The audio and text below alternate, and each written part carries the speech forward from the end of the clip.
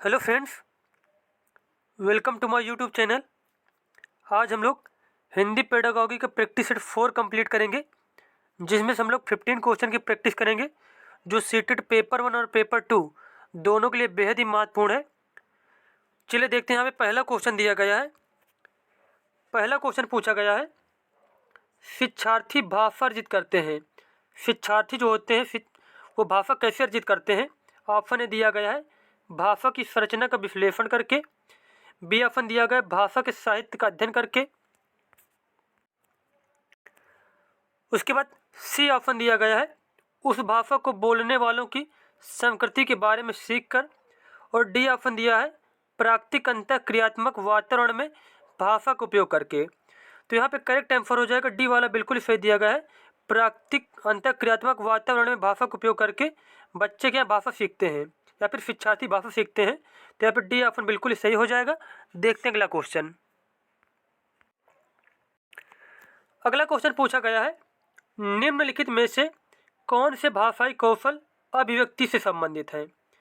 पढ़ना सुनना, सुनना लिखना, बोलना लिखना, पढ़ना बोलना और लिखना। अब यहाँ पे क्या पूछा गया कि अभिव्यक्ति से संबंधित भाषाई कौशल कौन से हैं। तो बोलना और लिखना ये क्या है, अभिव्यक्ति से संबंधित है। तो सी ऑप्शन यहाँ पे बिल्कुल सही हो जाएगा। उसके बाद नेक्स्ट क्वेश्चन पूछा गया है, यदि कोई विद्यार्थी निम्नलिखित कार्य करने में असमर्थ है तो किस विकलांगता से पीड़ित होने की संभावना है। अब यहाँ पे दिया गया है, पाठ सामग्री से अर्थ ग्रहण, सारांशीकरण, अपेक्षित गति दर से पढ़ना, ऊपरी और गहरे अर्थ का विश्लेषण। तो ये चीज़ें जो बताई गई हैं। अब यहाँ पे पूछा गया है कि बच्चा किस चीज़ से मतलब किस विकार से ग्रसित है। तो इसका आंसर हो जाएगा वह पठन वैकल्य से ग्रसित है। किससे? पठन वैकल्य से, जिसको डिस्लेक्सिया भी बोलते हैं। तो यहाँ पे डी ऑप्शन बिल्कुल ही करेक्ट हो जाएगा। उसके बाद अगला क्वेश्चन यहाँ पर दिया गया है, यहाँ पे कथन दिया गया है, भाषा का कार्यात्मक मॉडल संप्रेषणात्मक क्षमता की अवधारणा से जुड़ा है। और तर्क दिया गया यहाँ पे, भाषा कार्यात्मक अर्थों की अभिव्यक्ति और वास्तविक दुनिया की गतिविधियों को करने का एक माध्यम है। अब यहाँ पे ए ऑप्शन दिया गया है, ए और आर दोनों सही हैं और आर ए की सही व्याख्या है। तो यहाँ पे पहला ऑप्शन बिल्कुल करेक्ट दिया गया है, यही वाला सही हो जाएगा। यहाँ पे कथन भी करेक्ट है और जो आर है ए की सही व्याख्या करता है। देखो एक बार फिर से देख लेते हैं। अब यहाँ पे कथन क्या दिया गया है, भाषा का कार्यात्मक मॉडल संप्रेषणात्मक क्षमता की अवधारणा से जुड़ा है, बिल्कुल सही है। उसके बाद तर्क यहाँ पर दिया गया है, भाषा कार्यात्मक अर्थों की अभिव्यक्ति और वास्तविक दुनिया की गतिविधियों को करने का एक माध्यम है। तो ये भी यहाँ पे बिल्कुल सही दिया गया है। तो यहाँ पे कथन ए और आर दोनों सही हैं, इसके अनुसार ए ऑप्शन बिल्कुल ही करेक्ट हो जाएगा। अगला क्वेश्चन आपसे पूछा गया है, निम्नलिखित में से कौन सी एक विषय उन्मुख लेखन शैली है जो किसी मुद्दे विषय पर प्रकाश डालने का प्रयास करती है। तो यहाँ पे पूछा कि उन्मुख लेखन शैली है, उन्मुख लेखन शैली में से कौन सा है। तो वह वर्णनात्मक लेखन। वर्णनात्मक लेखन क्या है, उन्मुख लेखन शैली है जो किसी मुद्दे विषय पर प्रकाश डालने का प्रयास करती है। तो यहाँ पे ए ऑप्शन बिल्कुल सही हो जाएगा। उसके बाद अगला क्वेश्चन देखते हैं हम लोग। अगला क्वेश्चन पूछा गया है, इनमें से किसे भाषा शिक्षण परंपरा के अंतर्गत मानवतावादी दृष्टिकोण के उदाहरण के रूप में उद्धृत किया गया है। कुल भौतिक प्रतिक्रिया, मौन तरीका, प्राकृतिक उपागम या फिर सामुदायिक भाषाधिगम। तो यहाँ पर जो सामुदायिक भाषाधिगम है, इसको मानवतावादी दृष्टिकोण के उदाहरण के रूप में उद्धृत किया गया है। तो यहाँ पर डी ऑप्शन हमारा बिल्कुल सही हो जाएगा। उसके बाद देखते हैं अगला क्वेश्चन हम लोग, विद्यार्थियों के काम के उद्देश्यपूर्ण संग्रह जो एक और अधिक क्षेत्रों में विद्यार्थियों के प्रयासों, प्रगति और उपलब्धि को प्रदर्शित करता है, क्या कहलाता है। इसे कहा जाएगा पोर्टफोलियो। क्या कहा जाएगा इसको? पोर्टफोलियो कहा जाएगा। उसके बाद नेक्स्ट क्वेश्चन पूछा गया है, निम्नलिखित में से कौन सा पठन का उपकौशल नहीं है। कौन सा पठन का उपकौशल नहीं है। अब यहाँ पे ए ऑप्शन दिया गया है, किसी पाठ सामग्री अवधारणात्मक अर्थ को सुनिश्चित करना और समझना। बी ऑप्शन दिया गया है, वाक्य और अभिव्यक्ति के संप्रेषणात्मक प्रकार की समझ। और सी ऑप्शन दिया गया है पाठ सामग्री में प्रयुक्त साहित्यिक रचना युक्त की पहचान। और उसके बाद डी ऑप्शन दिया गया अक्षरों और शब्दों की ध्वनि उच्चारित कर पाना पर अर्थ न समझ पाना।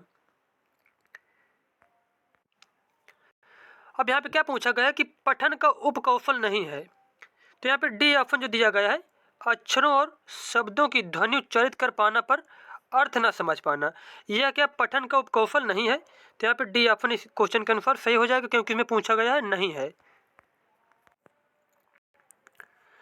अगला क्वेश्चन आपसे पूछा गया है राहुल ने सुबह जिस समाचार को पढ़ा था उसमें से विशिष्ट सूचना देखना चाह रहा, वो क्या विशिष्ट सूचना देखना चाह रहा है, इस प्रकार के पठन को क्या कहा जाएगा, इस प्रकार के पठन को कहा जाएगा बारीकी से पठन। उसके बाद नेक्स्ट क्वेश्चन पूछा गया है एक अध्यापक अपने शिक्षार्थियों को कहती है कि वे अपने विचारों को एक जगह लिखें, एक रूपरेखा तैयार करें, पहला प्रारूप लिखें, लेखन का संपादन करें और अंततः अंतिम प्रारूप लिखें। अध्यापक लेखन के किस उपागम का प्रयोग कर रही है, तो यहाँ जो एक अध्यापक है वो लेखन के किस उपागम का प्रयोग कर रही है, तो इसका आंसर हो जाएगा लेखन का प्रक्रिया उपागम। किसका? लेखन का प्रक्रिया उपागम का वो प्रयोग कर रही है। नेक्स्ट क्वेश्चन यहाँ पर दिया गया है कनिका कक्षा 6 में एक ऐसी पाठ्य सामग्री जिसमें भाषा के तत्व कई बार आए हैं के माध्यम से समय और काल पढ़ा रही है। वह शिक्षार्थियों दो दो के जोड़े में बैठकर पाठ्य सामग्री पढ़ने के लिए कहती है और उसमें आए भाषिक तत्वों पर ध्यान देने के लिए कहती है। उसके बाद वह पुनः पाठ्य सामग्री पढ़ने के लिए कहती है और संदर्भ में भिन्न भिन्न कालों की पहचान और उनका उपयोग करने के लिए कहती है। इसके बाद वह समय और काल के रूप और नियमों की ओर ध्यान आकर्षित करती है। इस युक्ति को क्या कहा जाएगा? अब यहाँ पे ऑप्शन आपको दिए गए हैं। ए ऑप्शन दिया गया है व्याकरण का अभ्यास या फिर ड्रिल। बी ऑप्शन दिया गया अध्ययन संलग्नता विमर्श प्रयोग। उसके बाद सी ऑप्शन दिया गया गहन व्याकरण अभ्यास या फिर प्रस्तुतिकरण अभ्यास परिणाम। तो इस प्रक्रिया को कहा जाएगा अध्ययन संलग्नता विमर्श और प्रयोग। तो यहाँ पे बी ऑप्शन बिल्कुल ही सही हो जाएगा।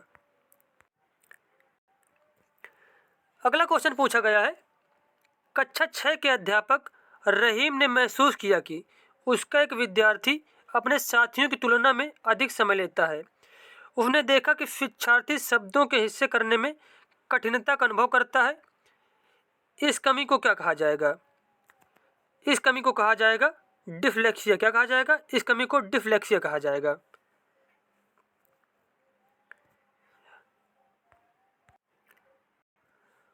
उसके बाद नेक्स्ट क्वेश्चन पूछा गया है संरचनात्मक आकलन फॉर्मेटिव का उद्देश्य है।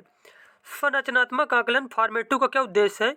अब यहाँ पे ऑप्शन ए दिया गया है नियमित अंतरालों पर शिक्षार्थियों का आकलन करना। तो यहाँ पे ए ऑप्शन ही बिल्कुल करेक्ट हो जाएगा कि जो संरचनात्मक आकलन होता है उसका मतलब होता है नियमित अंतरालों पर शिक्षार्थियों का आकलन करना। तो यहाँ पे ए ऑप्शन ही बिल्कुल सही हो जाएगा। और अगला क्वेश्चन पूछा गया आपसे एक बालिका भारत से अमेरिका गई तथा उसे सभी विषय वहाँ की भाषा में पढ़ाए गए। शिक्षण की इस प्रक्रिया को क्या कहते हैं? शिक्षण की इस प्रक्रिया को कहते हैं निमज्जन। क्या कहते हैं? निमज्जन कहते हैं। उसके बाद 15 नंबर और लास्ट क्वेश्चन हमारा है संदर्भ विषयों जैसे विज्ञान गणित सामाजिक विज्ञान में विचारों संकल्पनाओं तथा अर्थों को बताने के लिए भाषा का वैज्ञानिक उपयोग है। भाषा शिक्षक विषय के सहयोग से भाषा शिक्षण के लिए भाषा के इस पहलू को प्रयोग करने की कोशिश करता है। इसे क्या कहा जाता है? इसे कहा जाएगा रजिस्टर आधारित भाषा शिक्षण। क्या कहा जाएगा? रजिस्टर आधारित भाषा शिक्षण कहा जाएगा। तो यहाँ पे 15 क्वेश्चन कंप्लीट हो गए। मिलते हैं नेक्स्ट वीडियो में। धन्यवाद।